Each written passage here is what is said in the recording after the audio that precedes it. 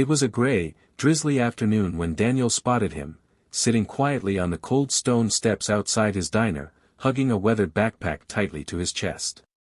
The boy couldn't have been more than 7 or 8, his shoes soaked, his jeans torn at the knees.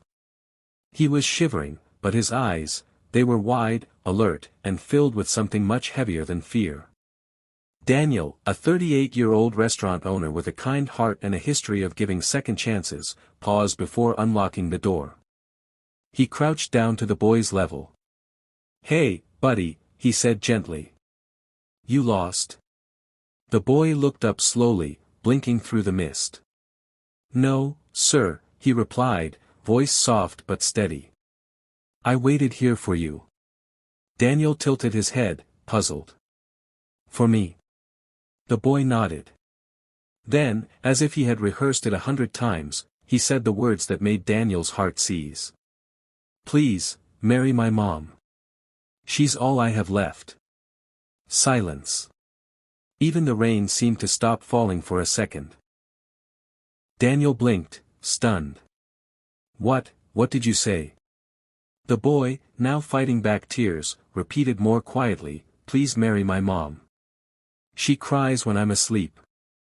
She tries really hard, but she's always tired. We don't have a house anymore. And you look like someone who'd make her smile." Daniel didn't know what to say. No one ever said something like that to him, not with so much raw honesty. He unlocked the diner, gently ushered the boy inside, and handed him a warm towel and a grilled cheese sandwich. "What's your name?" "Liam," he replied. "My mom's name is Sarah." As Liam ate slowly, Daniel sat across from him, still shaken. This wasn't a prank or a joke, it was a child's desperate wish. Not for toys or games, but for someone to love his mother. And deep down, Daniel knew, his life had just changed. Just after sunset, the bell above the diner door jingled frantically. A woman burst in, soaked to the skin, her clothes clinging to her, hair matted from the rain. Her eyes darted around the room until they landed on her son. "Liam," she cried. Liam jumped off the stool and ran into her arms. "Mom," he shouted, hugging her tightly. She dropped to her knees, clutching him as if she'd nearly lost him forever. Daniel stood nearby, watching the emotional reunion.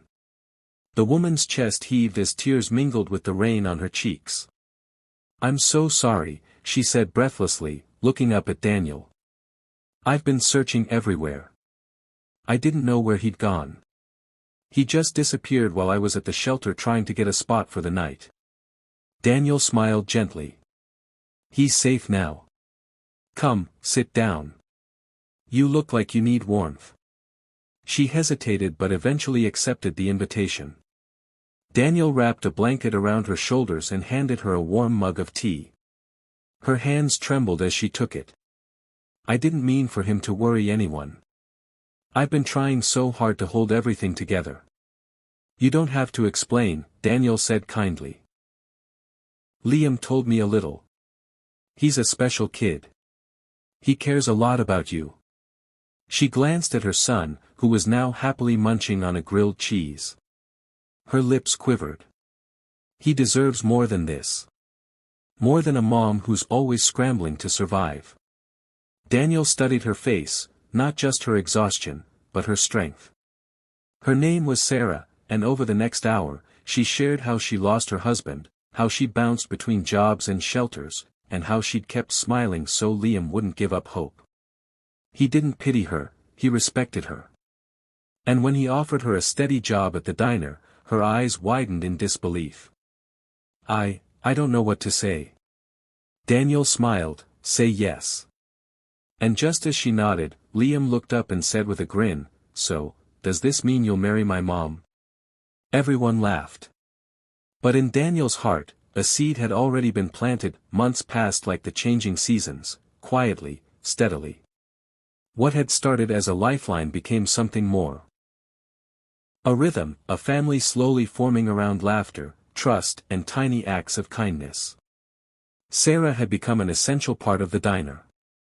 She managed the register with ease, charmed customers with her warmth, and even helped Daniel try new dessert recipes on slow afternoons. There was something magnetic about her presence. She didn't just work hard, she lit up the room. And Daniel noticed. Liam, meanwhile, had become the unofficial little boss of the diner. After school, he'd wipe down tables, hand out menus, or charm regulars with stories about his superhero dreams. Every time he called Daniel Dad by accident, everyone smiled, except Daniel. He didn't correct him. He cherished it. One night, just after closing, Daniel walked into the kitchen to find Sarah sitting on a stool, quietly crying. Alarmed, he rushed to her side. "Hey, what's wrong?" She quickly wiped her eyes. "Nothing, I'm just tired." "It's not sad tears, I swear." She gave a shaky laugh. "I haven't felt this safe in years. And it scares me." Daniel sat beside her. "You don't have to be scared anymore. You're not alone in this." She looked up at him, eyes glistening. "Why are you so kind to us?" He shrugged gently. "Because when someone strong finally lets go, they deserve someone to catch them." A long silence followed, soft, but heavy with emotion. Then Sarah smiled through her tears. "You've already given us so much, Daniel." He reached out, took her hand in his. "Then let me keep showing up. No promises, no pressure. Just, one day at a time." In the next room, Liam peered around the corner, watching them quietly, a hopeful sparkle in his eyes. That night, as they locked up the diner together, the world outside was silent, but inside, it felt like something beautiful was beginning to grow. Not out of rescue, but out of respect, resilience, and real love. The diner was filled with balloons, confetti, and the sound of joyful laughter.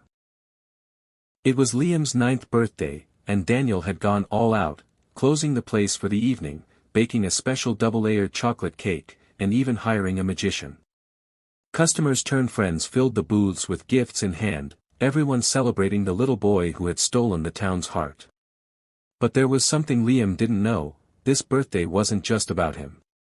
As the party settled and candles were blown out, Daniel stepped forward, microphone in hand. His eyes scanned the room before landing on Sarah, who stood near the counter, cheeks pink from laughter and surprise. "I want to say a few words," he began, voice steady. "This past year changed me in ways I never expected. I didn't just meet a hardworking woman or a brave little boy, I met a family I didn't know I was missing." Sarah's smile wavered as emotion welled in her eyes. Daniel turned to Liam, kneeling to meet him at eye level. "You once asked me something, buddy, and I've been thinking about it ever since." He reached into his pocket and pulled out a small velvet box. Gasps echoed across the diner. Turning to Sarah, Daniel stood and opened the box, revealing a delicate ring. "Sarah, I don't want to fix you. I don't want to rescue you. I just want to stand beside you, for all the storms, for all the laughter, for everything." He took a breath. "Will you marry me?" The room fell silent. Sarah, stunned and trembling, looked at Liam, who was now grinning wider than ever. He shouted, "Say yes, Mom. I already did." The room burst into laughter and tears as Sarah nodded, voice cracking. "Yes. 1,000 times, yes." Cheers erupted. Hugs were shared. And as Liam ran to hug them both, he whispered, "Now I have a real dad." In that moment, under the soft glow of diner lights, 3 broken hearts finally fit together as one, proving that sometimes, family is chosen, and love, when given freely, can rewrite a life.